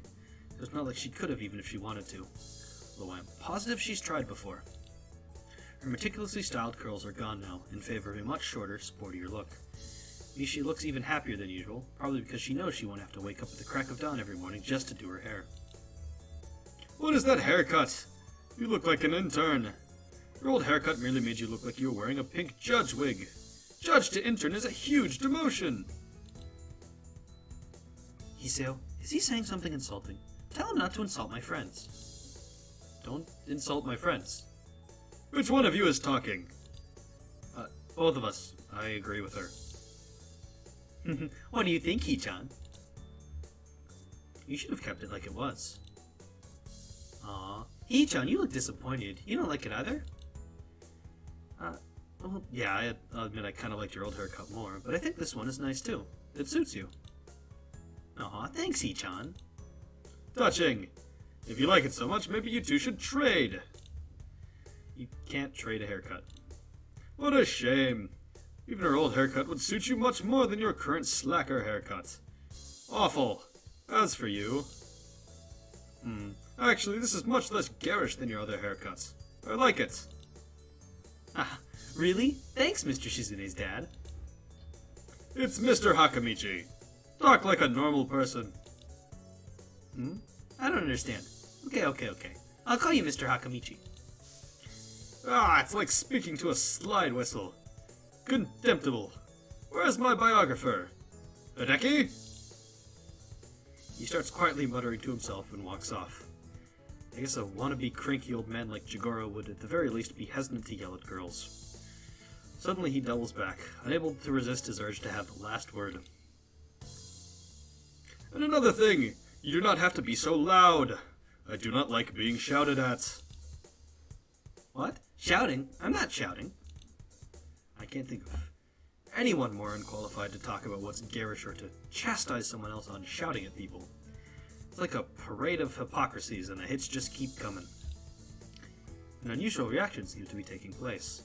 Misha apparently finds Jigoro funny and laughs pretty much every time he says something, which only makes him berate her harder. I guess this is what they call a vicious circle. Misha's voice is punctuated with explosions of laughter and seem to come from everywhere. On the other hand, Jigoro's is booming and directed like a cannon. In any case, they are both unbelievably loud. The more they try to talk to each other, the more they seem to play off each other's volume and get louder. Ow, my ears hurt. Why are you shouting? I just peeked the mic with that one. Shizune's hands wrap around my eyes from behind. Something I'm so used to Misha doing that for the first time, I find myself confused by it, since Misha is in front of me. She lets go and holds a finger up to her lips. What a perfect distraction. Now's our opportunity. Let's sneak off. Why do we have to sneak off? Why not just walk off? It wouldn't be as fun. It's decided. It's a secret mission. Escape without being detected. Distract Hideki for bonus points. Already she has simplified the situation into a game. Shizune quietly slides away from the scene and has begun edging towards the house. I walk toward it, normally.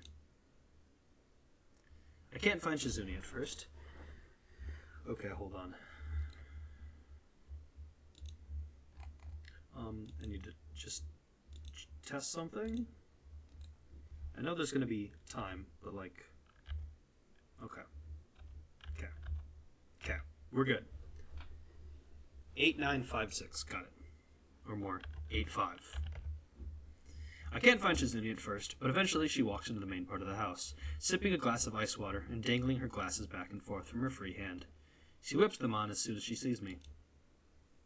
You didn't rescue Hideki. That means you don't get the bonus points. If you're also being graded on style, I'd have to deduct points for a boring escape.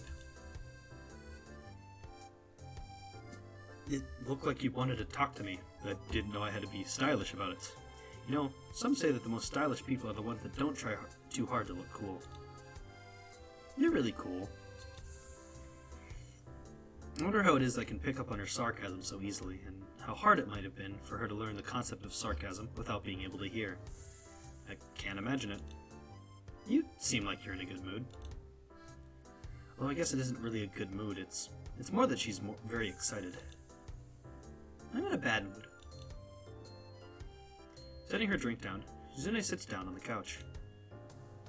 I liked her regular hairstyle so much more. It looked so pretty. It was refined and meticulous. Now she looks too sporty and tomboyish. I wouldn't call Misha refined and meticulous. That sounds more like you. You should give it a chance. Grow your hair out and make it look like drills. Actually, maybe this suits you just fine. Shizune rubs the frames of her glasses roughly, looking annoyed at the implications behind what I just signed to her. That's fine, because I was totally implying that. She moves a little closer to me when I take a seat. I'm a tomboy? Well, no one would call you a tomboy, based on appearances. Shizune glares at me unamused. I have to fight to keep a straight face. Maybe you two should trade haircuts anyway. I didn't mean to do that. You sound like my father. It's true. Shizune giggles noiselessly when she sees my displeasure at the realization. Jumping to her feet, she twirls an invisible sword in her left hand while standing up militarily straight and grimacing. A terrifyingly accurate impression. Anyway, I don't take advice from someone who wears a blue sweater with brown pants. Where's your sense of color coordination? Dreadful. But changing my haircut, that might be fun. Wouldn't it be? I want to see how everyone would react. You must really like playing with people. Sometimes I think a little too much. No answer. The way she fiddles with her glasses, brow furrowed, tells me that it's because she can't. It's fun. Then with more confidence and while pulling herself closer to me, it's fun to drag more and more people into my life. Oh, I see. I wonder if I'm included in that number. I want to ask, but I'm not even sure how I would. Shizune wags a finger preemptively, indicating that she won't be answering such a question anyway. She reaches for her glass, but doesn't seem to realize how far she's managed to inch away from it all this time. To prevent herself from tipping over clumsily, Shizune tries to grab onto me, and ends up pulling me on top of her. Bum bum. As I lean over her, I can feel the heat coming off her body, and realize how close we are. I can feel her soft breathing and the slight rustling of her clothes as she momentarily fidgets about. A blush starts to creep into her cheeks, but her eyes stare straight into mine, dark and unblinking. It's the same look from the first time I saw her, piercing and devoid of any clear emotions. Just waiting to see what will happen next, like the eyes of a cat. Holy shit! That was some loud thunder. I like it. It makes me feel uncomfortable, being looked at in such a way. This is the first time I've been so close to her for an extended period of time, and the mood is different now. I'm actually gonna save here again, just in case the power goes out. It shouldn't, but... It's the first time I've been so close to her for an extended period of time, and the mood is different now. The situation now isn't the same as a passing touching of hands, or her and Misha's usual games. Shizune's fingers weave together tentatively, but she makes no move to sign. The look in her eyes isn't just nothing, like I'd thought. It's more like expectation. I wonder if maybe I've been following the string of her expectations this entire time. I feel her grabbing me by the shoulders and then gently but firmly pushing me off her. I roll sideways onto the soft couch and pull myself into a sitting position, less than a foot from her. The way I feel, she might as well have thrown me 10 yards. When I think about it, this is perhaps one of the biggest drawbacks to sign language. Shizune said that the fact that you have to sign your words out with your hands means you have time to reflect on what you say before you say it. But on the other hand, it also means that what would normally just be an awkward silence becomes an insurmountable wall. I'd just blurt out something, anything, to try and dispel the tension I'm feeling right now, if I could. But I can't. Ordinarily, I think that would be normal. What would be normal would be to apologize and maybe leave. But right now, I wonder if that's even applicable. I can't get past how guilty such an action would seem, like I were just slinking away. Of course, it's not like I can just play it off like nothing happened either. That would be insulting to both of us. So as much as I don't want to, I apologize so quickly I forget to sign it. Then I go back to my room.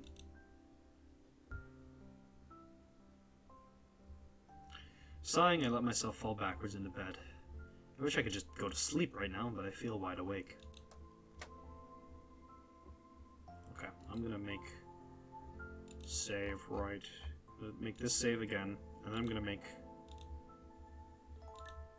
my new save. Our fourth one. Just double check it's there. Yes. I sit up when I hear the door closing and open my eyes to see Shizune sitting in the chair in front of me. She asked a question that goes right over my head, due to my surprise. It's not a feeling I'm good at concealing, and I don't think it's what she intended. Whatever she was saying, she backs off and doesn't attempt to sign again for a while. This is the first time I've been in your room. Shizune tenses her fingers and puts on an exaggerated attempt to make herself look embarrassed and modest at the thought. I can't appreciate the joke, just the fact that she's here has me feeling a bit scattered. Very funny. This isn't even my room, it's your guest room. Besides, you and Misha barged into my room once before. It seems as if she expects me to say more. I remember feeling very panicked when they burst into my room, afraid of what conclusions they would jump to, seeing the wall of pills lining the place. I don't think that Shizune remembers, though. It made you nervous. The way she says it so factually stings me. A lot of things make me nervous. You're one of them. Because you're overeager to always get people involved in whatever you're doing. Whether it's joining the student council or even taking a break. Whether they want to or not.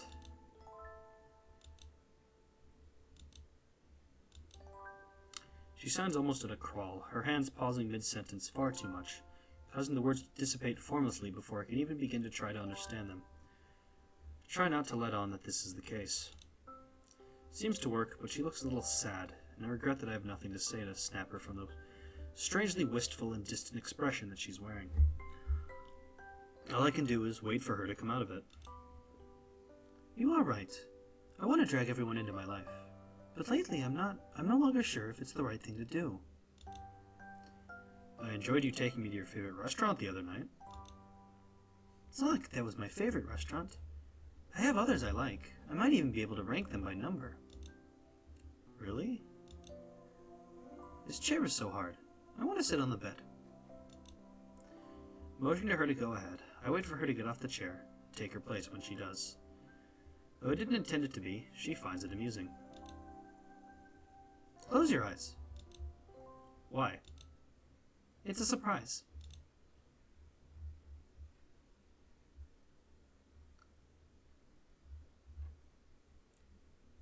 Do I be cautious? I'm going to be cautious on this one. I decide to humor her and then close them. I feel her leaning over me, and suddenly something soft and moist touches my lips. My body tenses up in surprise. Fortunately, not as awkward a reaction as I could have made. It's just a quick peck. I almost think that's the end of it. Then she kisses me again, more deeply this time. Her hands slide onto my shoulders, up to my neck, and back down again, then across my shoulders and down my arms. I can feel the weight of her body on my legs, and the eroticism of the situation isn't lost on me. At this point, I'm ready to try and open my eyes just a crack. But as if expecting it, she puts her fingers on my eyelids. Seconds later, something ties my hands together at the wrists, and I panic, not knowing what to make of this. My first thought is to ask Shizune what she's thinking. Even though she can't hear me, I'm sure she gets the gist of it. She won't let go of my hands, tracing her fingers over them, from the lines of my palms over my knuckles into my wrists. Okay, I can actually show this one. Hey, what are you doing? What's this? But I'm gonna put it back up, like, just because I don't know when it's gonna be too bad for you for Twitch and YouTube. Or of course, with my hands tied behind my back, I might as well be gagged. Part of me can't help but think this is what she intended. As if reading my thoughts, a mischievous expression lights up her face, but her blushing doesn't fade. In fact, it only deepens when our eyes meet. Embarrassed, she leans deeper into our partial embrace, hiding her face by burying it in my shoulder and neck. Her hair is soft and tickles me, and I let out a laugh knowing that she won't hear me. Won't be offended. There we go. I'm gonna put it back though because I don't know when the game's gonna fucking spring boobs on me. They do it too often for me to be comfortable. Afterwards, I listen to the sound of my heartbeat, slowing down till it reaches its normal rhythm. I listen to the sound of Shizune's breathing as it does the same. Her glasses are slightly askew. This is the first time she isn't messing around with them in some way. I want to straighten them for her, but the second I try, I'm reminded that I can't. Shizune seems to have forgotten it as well. Instead of getting up, she presses herself against me in the chair to extend her reach. It's almost as if this is the only position she can think to untie my hands from. That is what I think as I feel her unbinding my wrists. However, she doesn't get off me. Her fingers gently stroke against mine, occasionally bending inwards to run over my palms. It's funny, but I feel more connected to Shizune through this simple act than before. Shizune stays pressed against me like this for some time. It's a little uncomfortable, but it makes me feel happy, as if I could stay like this for hours. Alright, we're fine.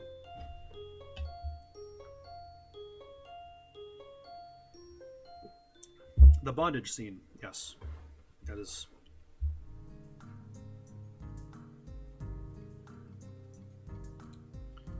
And, as it always goes in Katawa Shoujo, you're probably used to the scenario by now.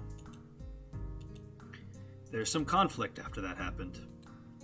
Maybe you had also been noticing throughout the route, or the act, that there was no real explicit mention that Hiseo and Shizune were even dating. Nothing really. It all seemed like pretty normal friend stuff, so we'll have to see where that goes. The days since then have passed so quickly that time seemed to slip through my fingers like water.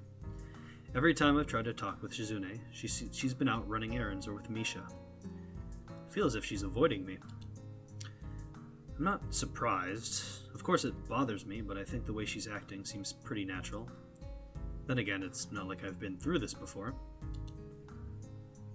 Whenever I can't find Shizune, I end up running into Misha, and when I do, I ask her to help me with my signing.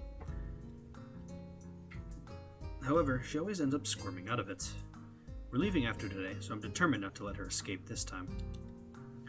Once we head back to school, we're probably going to have to start grinding through more student council affairs in preparation for school restarting. I want to brush up on my signing as much as possible by then, even if it's a day's worth. Come on, it's pretty much just having a couple sign language conversations. You do that all the time. Actually, you're doing it right now. Really, Hee-chan? That's funny. Misha temporarily stops her unconscious signing in order to wave her hands in front of her face in denial, then quickly resumes gesturing everything the both of us are saying to no one in particular. Hee-chan, you're so persistent. Suddenly being interested in sign language again? Could it be that Hee-chan wants to make a career out of it? That's not fair, that was my idea first. You should be careful, Hee-chan. Times change too quickly. By the time I decided I wanted to be a sign language interpreter, they had cell phones that people could type out whole paragraphs on. Not very good for me. Amazing! Not very good for me, though. As if she knows that another deferral isn't going to cut it this time, Misha changes her tune pretty quickly to a more apologetic one. I'm sorry, Hee-chan. I'm just so tired. Especially lately. Even though being with Shi-chan is fun, she has way more energy than me. Teaching on top of that would be too tiring. I don't have that much stamina. Sorry. She doesn't seem very tired, shouting the statement with her usual cheer and vigor. I know it's wrong of me to keep pestering her like this, though. Actually, Shichan and I were planning on going shopping today. It's our last chance to pick up some souvenirs. Souvenirs, huh? I almost forgot I was on vacation. I understand what you're saying. Teaching doesn't seem so easy. Hideki asked me to teach him how to sign, and I was unbelievably lost the whole time. Well, I wonder how it'll work out for you when you become a sign language teacher. You can't get tired too easily doing that. Yeah, right. I hope not. Hee-chan, now I'm kind of worried. But souvenirs. So, some other time, Hee-chan. Do you want us to get you something too? Just because I understand doesn't mean I don't want her to teach me. I suppose I can't press her any further now. Even I'm bothered by how selfish it would seem to do so. I give up. No, don't get me anything. I'm serious. Don't surprise me with a funny shirt or something, okay? I don't like the sound of that. Slipping on her shoes, she yells goodbye to the otherwise empty house and opens the door to leave, letting a cool breath of fresh air into the hallway. A tuft of dark hair peeking from the doorframe tells me Shizune is waiting for her outside. Good morning. Misha translates for me from beyond the doorway, and Shizune turns around to give me a small wave. Even though it's different from her usual offhand greetings in the smallest ways, there is an unmistakable hesitation there. It leaves me with a vaguely empty and distant feeling. Hee-chan, you're up early. Am I interrupting a conversation? That rain is really loud. I was trying to get Misha to teach me how to talk to you, but I guess I was being impatient, and it can wait. You two are planning on going shopping today anyway. Having Misha there, I forget to sign my words as I say them. Unfortunately, since Shizune moved to fill the doorway, Misha is behind her. This brief misalignment in our positions means that what I'm saying is totally lost on her. I don't understand you at all. There are things I want to say that I can't put in a way she would understand, and there are entire conversations that she could have would go right over my head. I want to tell her now that it wouldn't be that way for much longer. Instead, I just say never mind and tell them to have a good time, then wave them off. Looks like everyone is out for the day, so I sit down on the biggest and most comfortable looking chair in the living room with a book. Not a sign language book, but one of the novels I checked out from the library my first week. It was so long ago. I should really start chipping at the pile of books I borrowed, or at least return them. 16 pages in, Jigoro walks into the room, a stack of papers in one hand and his sword twirling idly like a baton in the other, casually shaking water from a recent shower from his hair. Upon being seen doing something so ungentlemanly, he freezes like a deer in the headlights, and slowly moves on to smoldering with powerful but baseless fury as he sits down on the couch a few feet away. This is only the third time I've met him, and I'm already starting to feel nauseous on reaction. I guess in a way, this could be considered a kind of charisma. I haven't even said anything, and he already looks less than pleased. It's likely a bad idea to provoke him, and just talking to him may count as provoking him. However, I can't help thinking of the alternative situations that could play out. Let's say I don't open my mouth at all and walk away. Maybe to go read in my room or outside. That would definitely go down as an unforgivable insult. He would probably tell me to hold it and destroy me. Either way, not too polite on my part. What are you reading? The draft for my autobiography. It is a story of a man who wakes up to find an uninvited guest in his living room, sitting in his chair and reading shallow literary dreck. I've barely started reading the book. I don't even have an opinion on it yet. You already see how this conversation is going to play out, so I might as well try to steer it in a different direction. Where's Hideki? You even ask questions rudely. Disgraceful. That aside, why would you even ask me such a stupid question? How would I know? Am I my son's keeper? Well, you are his dad, and he does seem like he'd live here, so... But I guess I can't say that, tempting as it is. I give up. I already tried to make small talk with him and failed. like trying to talk to a brick wall that also hates you. That is my cue to leave and sift through my wallet to see if I have enough money to go to a movie. As I'm about to stand, I have second thoughts. I'm too tired to go through trying to smooth over my problematic situation by trying to continuously walk away from them. It's hypocritical of me to get upset at Misha for trying to defer things when I even run from my own girlfriend. When Jigoro attempts to stop me, I'm almost glad, even though I no longer have any intention to leave. Wait! He says it with plenty of authority, but nothing else, as if it's just a particularly commanding afterthought. Only a very powerful or very arrogant person can tell someone to hold on in such a manner. I'm sort of impressed. You are in the student council with Shizune, aren't you? What is your job there? I don't think there are specific roles other than president. Shizune is always trying to round up people to help out here and there. Usually we might get like one person to pitch in, but otherwise the three of us do whatever needs to be done. It's crossed my mind a couple of times, around when I first met her, that Shizune's disquietingly analytical stare might be because of her deafness, but it turns out it's a trait shared by everyone else in her family. And that is okay with you. Why wouldn't it be? You, Shizune, and that pink-haired girl. Is that really your entire student council? With a student council that small, they wouldn't even bother to hold elections. I'm going to take a guess then, say that you didn't join the student council. Shizune drafted you into it. You said you do not know exactly what your title is? That makes sense. I suppose if you weren't even elected, you couldn't be expected to know. After all, if you are not elected, you aren't really anything. No one is going to respect a student council like that.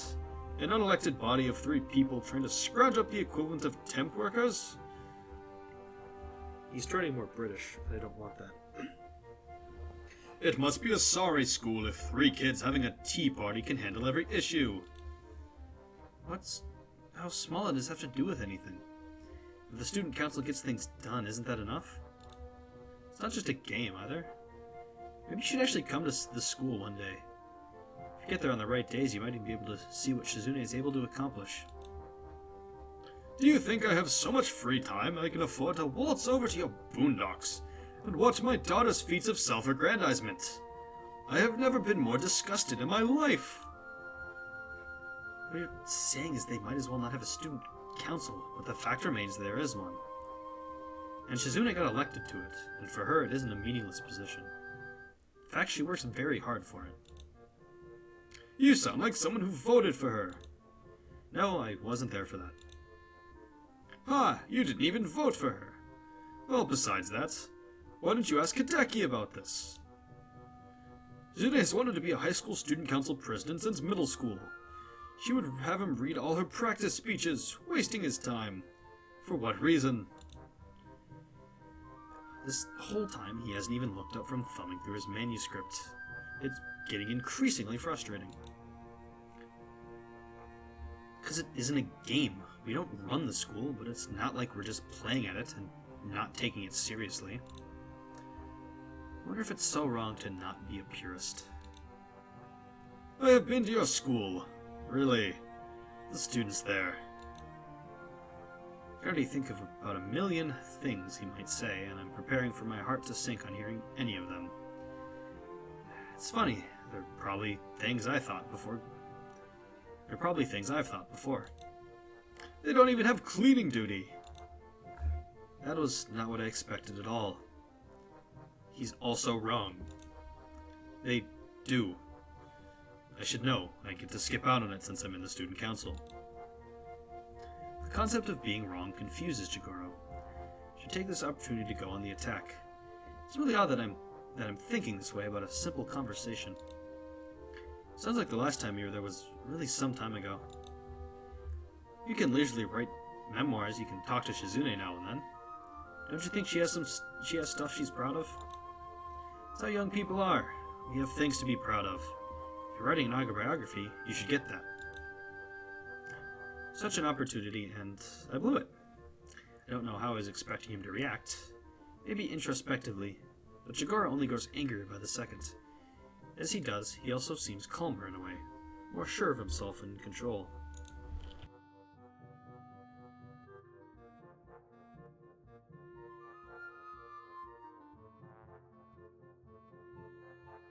Who do you think you are to assume that my life is so easy?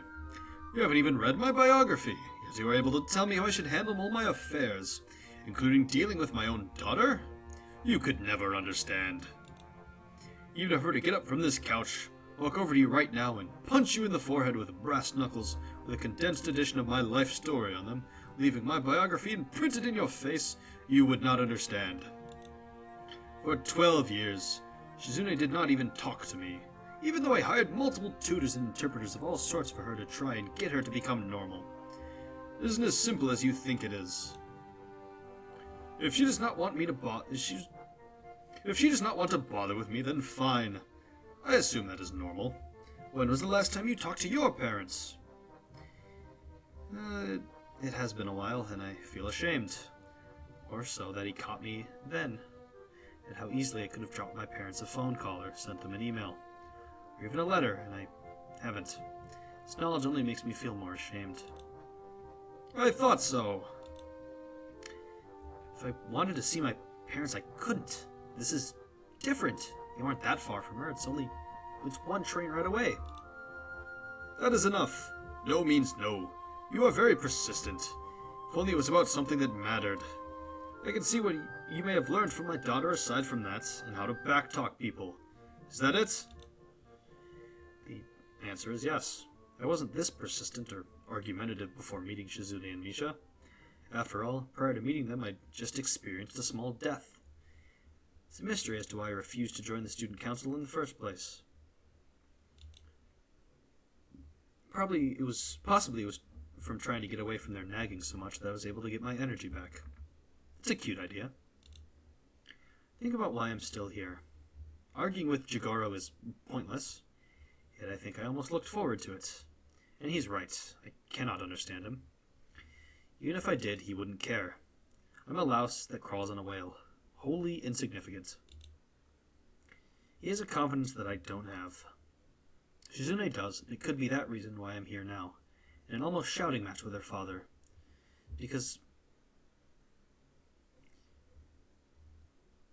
And it could be that the reason why I'm here now, in an almost shouting match with her father, is because some of that bravery has rubbed off onto me. However, I don't have anything to keep it going. Still, I hate him. I don't know what I could do. A few months ago, I think I would have punched him and let the consequences play out as they may. But now I can't risk it. If he were to hit me back, he'd likely kill me. So in the end, the only thing I can do is look at Jigoro in silence, knowing that I have no reply, and hate him, and feel completely at a loss. Oddly, he takes it as defiance. Fine then. Have fun with that. Picking up his sword and using it to pull himself to his feet, he turns and casually saunters out of the room. I want to throw my book at him, but I'm happy to finally be alone, even if I'm not in the mood to read any longer.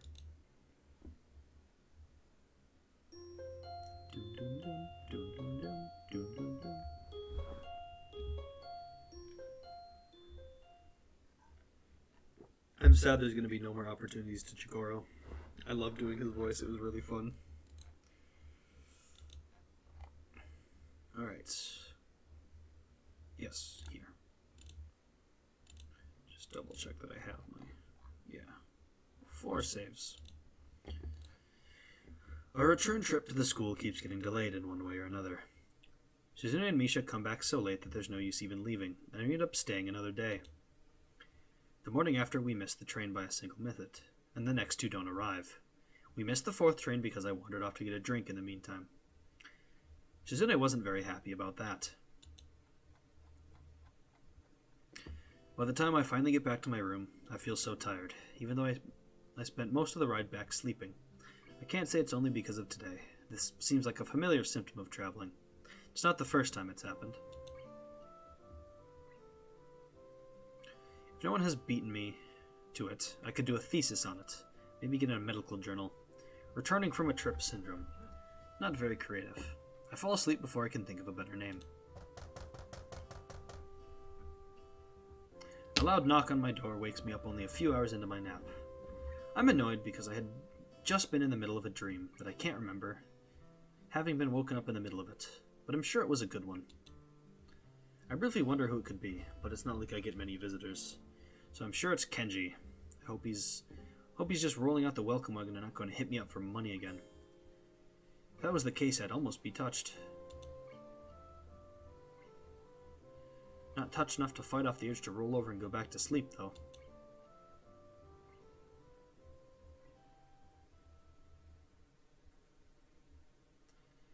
A few hours after that, I wake up again and immediately spot an envelope on the floor.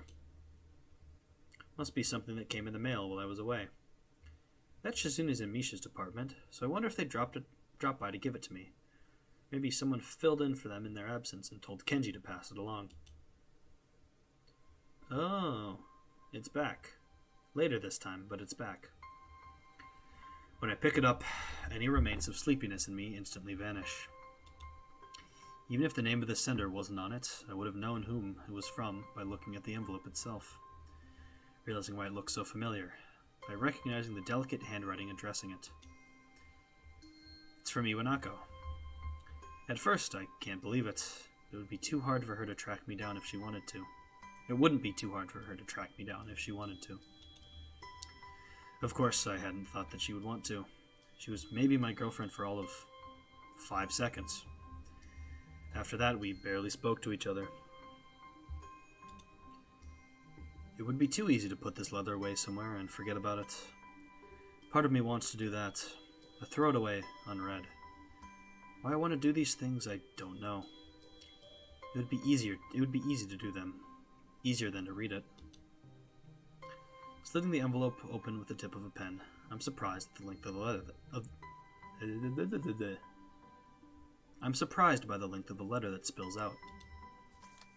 Dear Hiseo, how are you? I hope you are well and happy at your new school. Everyone here misses you. Almost all of our second-year class got put together in Class 3-1 for the final year, so we're pretty comfortable right now from the beginning of the year. I'm sure you would have been assigned to this class as well. The mood among the third years seems to be very anxious about the final exams, even though they are so far away. The teachers are badgering us about it all the time, even old Mr. Tachibana, who is, by the way, our homeroom teacher this year. Would you believe it? I was sure he'd retire after our second year, but here he is, nagging everyone about studying for exams. I think things like that are the main reason why the mood among the third years is so nervous. I must admit that I'm somehow losing confidence in myself as well, even though I've always fared reasonably well in exams. The small talk makes me feel nostalgic. It's almost like I'm in the hospital again. Every now and then, Iwanaka would drop by and give me the gist of what was going on in a class that, even then, I had an inkling I would never return to. It's so weird to think we're already seniors, isn't it? Time has really flown past. I wonder where it went. New first years seem so young and somehow really innocent. Keep wondering if I was like them in my first year. I've been feeling nostalgic like this for the whole first trimester. There are other things I want to say. I'm writing to you because I felt like there are things I should have said after the incident back in winter. I really regret that I wasn't able to say them in person, and I have no excuse for it. The truth is, the times when I visited you at the hospital made me worried about you. I'm not talking about your health. You seem to become more distant and disheartened. It was natural after something like that happened, I'm sure, but somehow I got the feeling that you had given up on something back then. Happiness, maybe. I wanted to somehow express my feelings, but the right word didn't come to me. I couldn't say anything to comfort you. I am really sorry for not being able to support you when it mattered the most, even though I like you so much. At least now, finally, I can be honest. What a convenient time for her to rediscover her sincerity. Well, even as I think that, I know she's right. Distant and disheartened is a good way to describe it.